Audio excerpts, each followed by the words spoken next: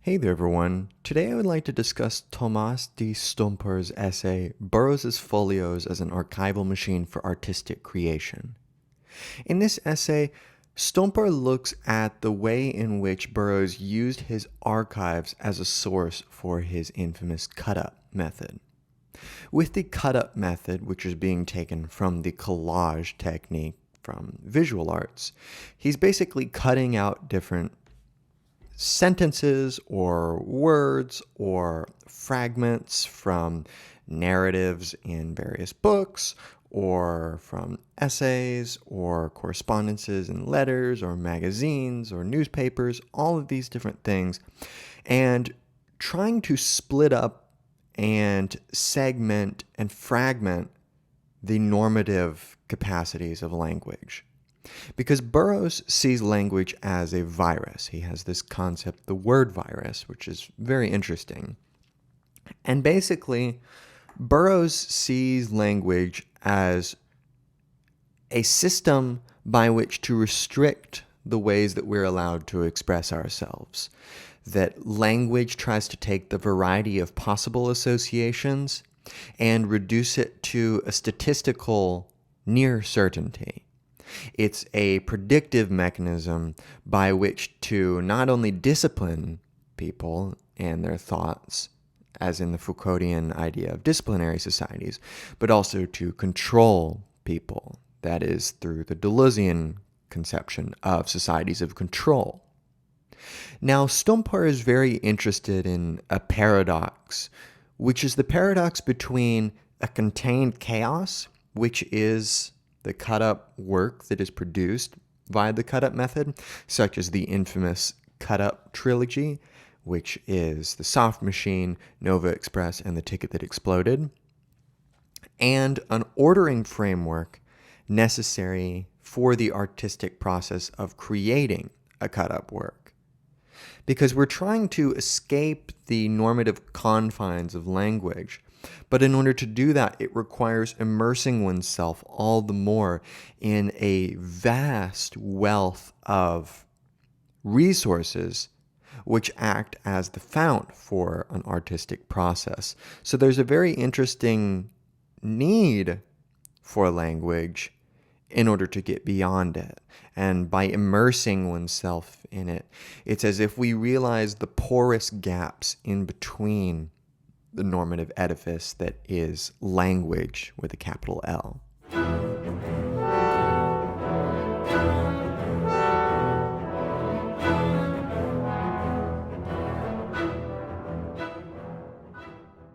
Now, one of the dialectics very key to postmodern theory is that between creation and destruction.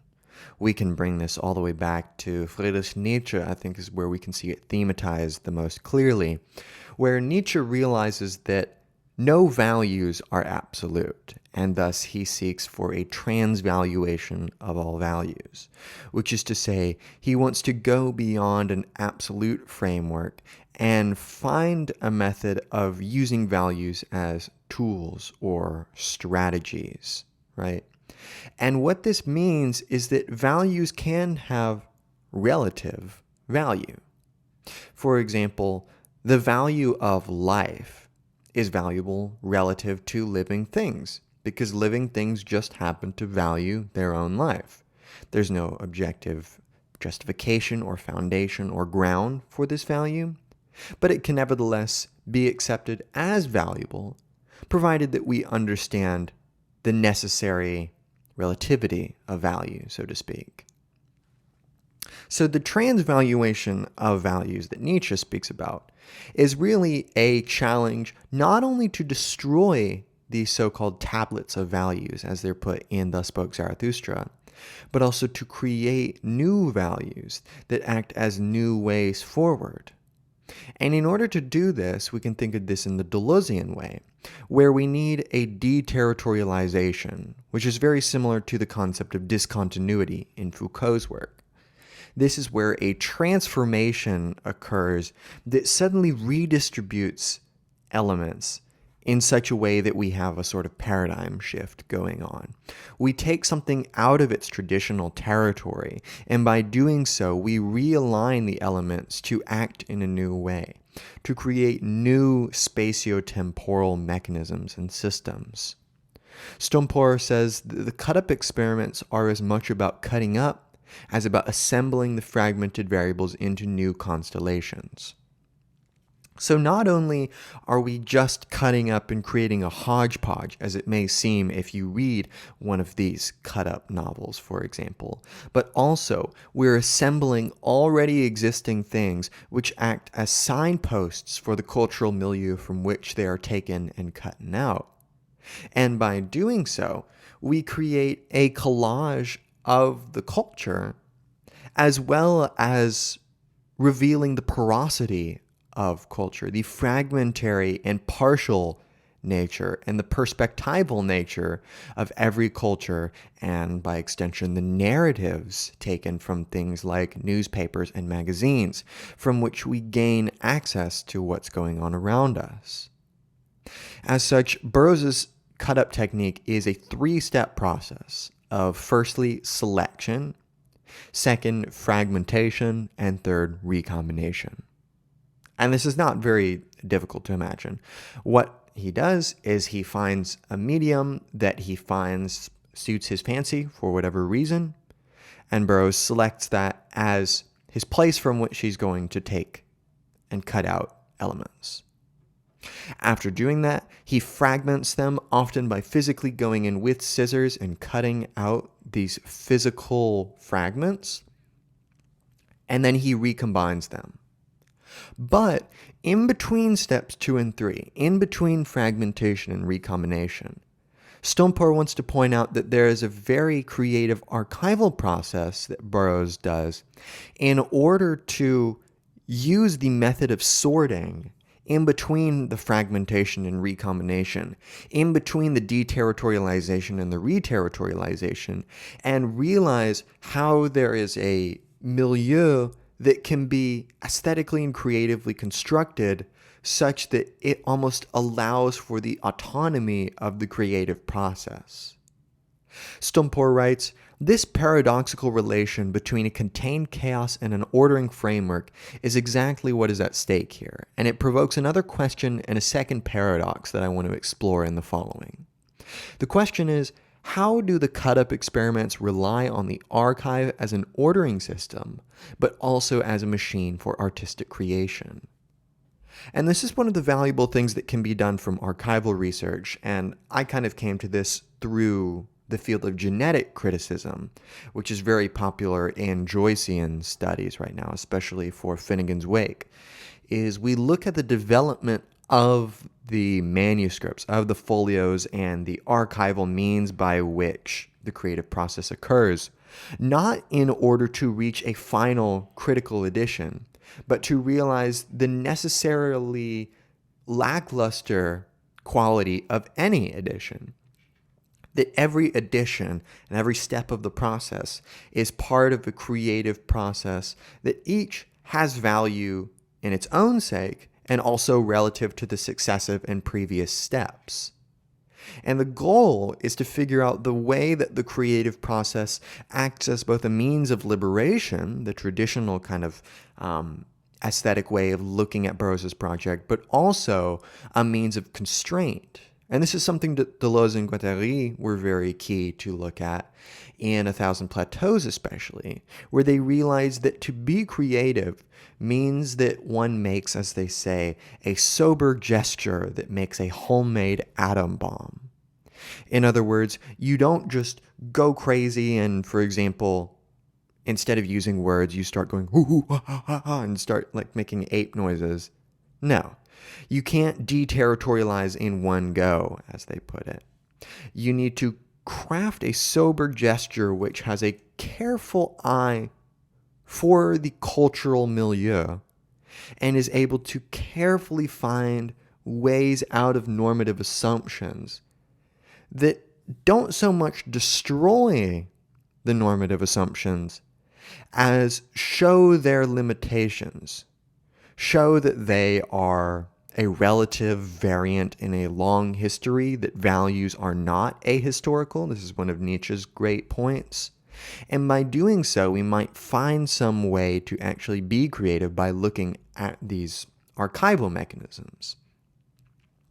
So in 1963, Burroughs was staying with his companion Ian Somerville in Tangier in Morocco. This is famously where Naked Lunch was produced. They rented an apartment at 4 Calais Laraki in the Martian district. And Somerville assisted Burroughs in ordering his material thematically in decorated folders. This is kind of one of the important parts of the archival process. In an archival note, Burroughs described the system as, quote, "I began pasting photos on the file covers to indicate the contents. It was in fact, as it developed over the years, an intricate and often faulty filing system based on associational networks."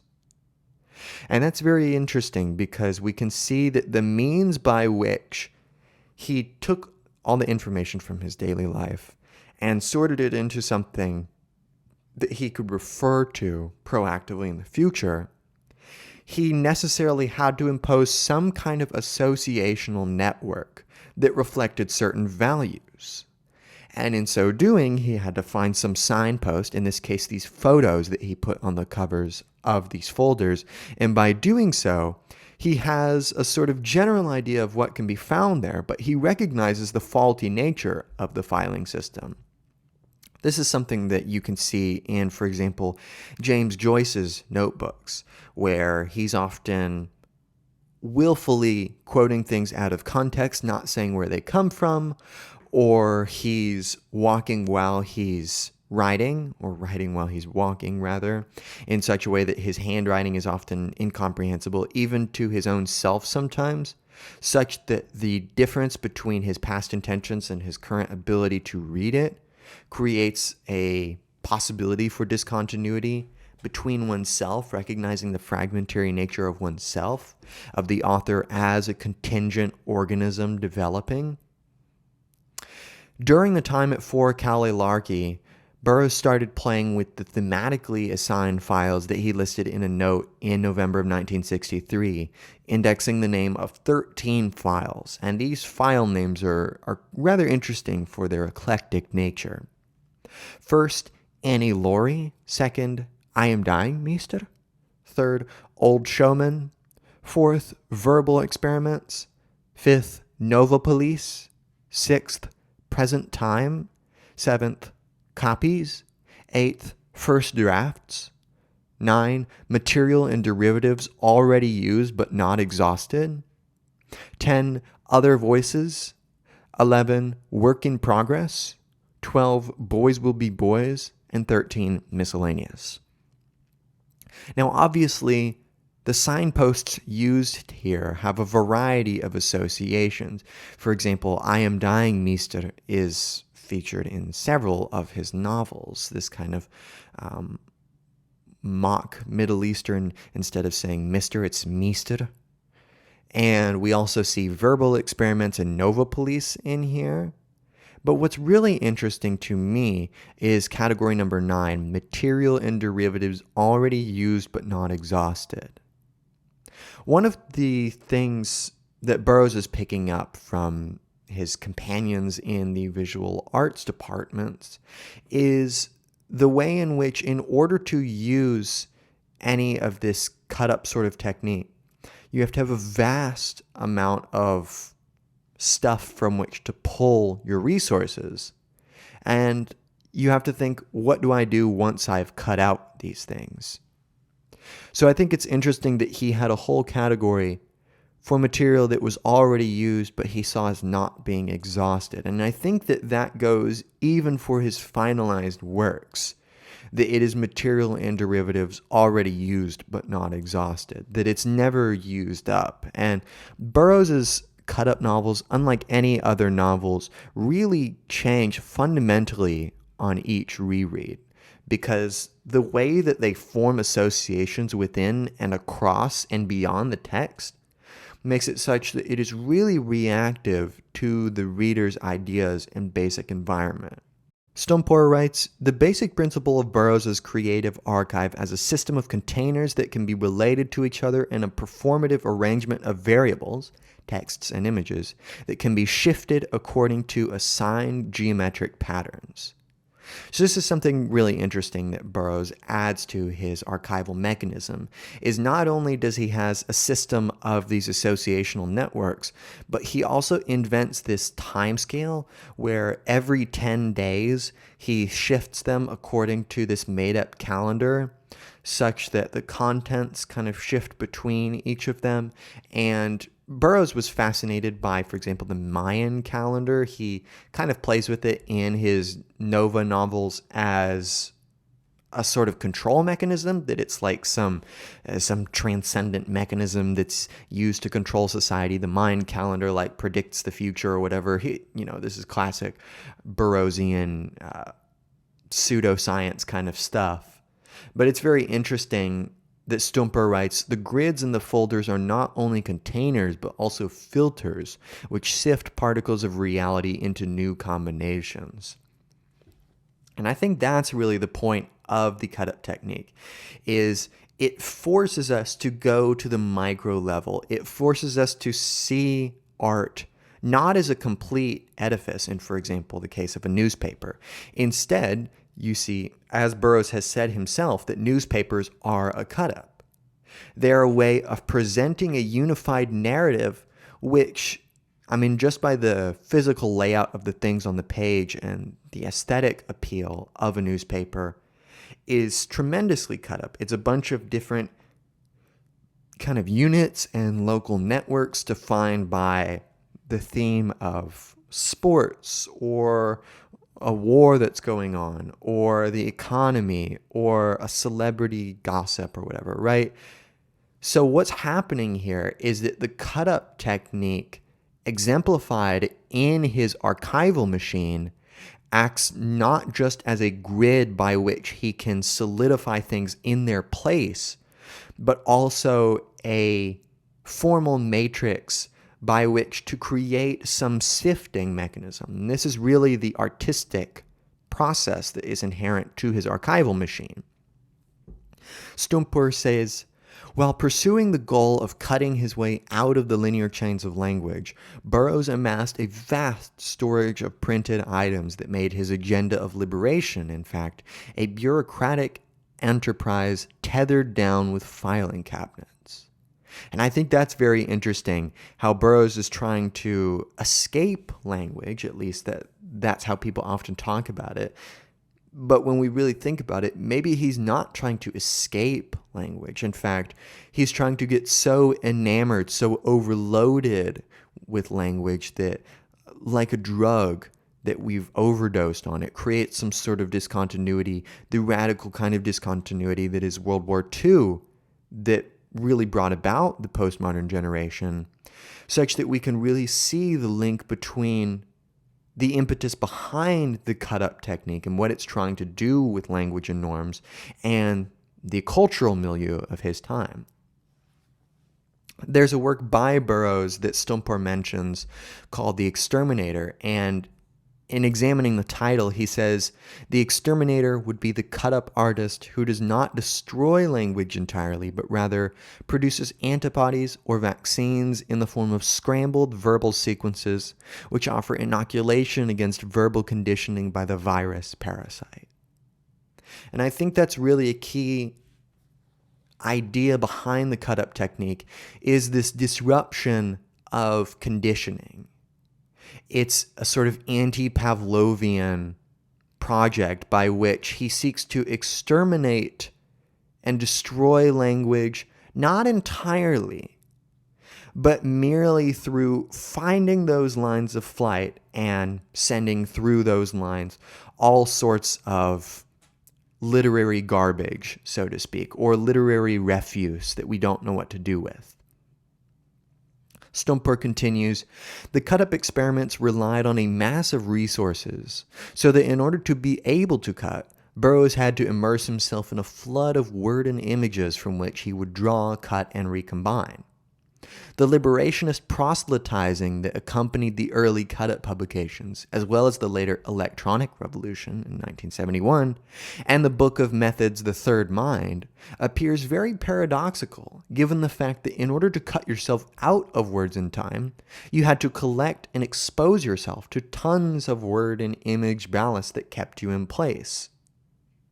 And this connects to a lot of the general comments made regarding addiction by Burroughs, which is that I think Burroughs realized that the only way to truly understand addiction is, in fact, to be addicted, to be so deep that your body, just to survive, is having to eat its own fat, for example, cut itself down to the bone, find the bare bones that remain. And that is indeed what the cut-up method tries to do.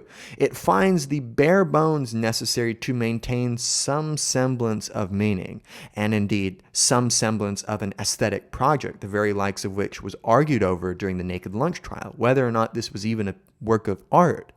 That is what the cut-up method tries to do, is it shows our addiction to language, and in so doing, also our addiction to norms.